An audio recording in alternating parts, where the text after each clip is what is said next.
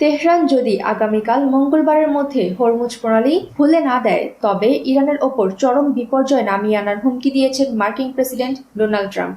Trump একদিকে চরম বিপর্যয়ের হুমকি দিলেও অন্যদিকে যুদ্ধবিরতি আলোচনা চলছে বলে জানিয়েছেন মার্কিন সংবাদ মাধ্যম অ্যাক্সিওস। যুক্তরাষ্ট্র, ইরান ও আঞ্চলিক মধ্যস্থতাকারী কয়েকটি দেশ ইরান যুদ্ধের সম্ভাব্য ৪৫ দিনের যুদ্ধবিরতির শর্তাবলী নিয়ে আলোচনা করছে। যুক্তরাষ্ট্র ও ইসরায়েলে ৫ সপ্তাহের বেশি সময় ধরে ইরানের ওপর ক্ষেপণাস্ত্র ও বিমান হামলা চালাচ্ছে। ইরান, ইসরায়েল এবং উপসাগরীয় অঞ্চলে মার্কিন সামরিক অবস্থান লক্ষ্য করে পাল্টা হামলা চালাচ্ছে। যুদ্ধ শুরুর পর ইরান হরমুজ প্রণালী কার্যত বন্ধ করে দিয়েছে। নিজের সামাজিক যোগাযোগ মাধ্যম ট্রুথ সোশ্যালে ট্রাম্প লেখেন, ইরানের জন্য মঙ্গলবার হবে পাওয়ার প্ল্যান্ট ডে এবং ব্রিজ ডে, সব একসঙ্গে।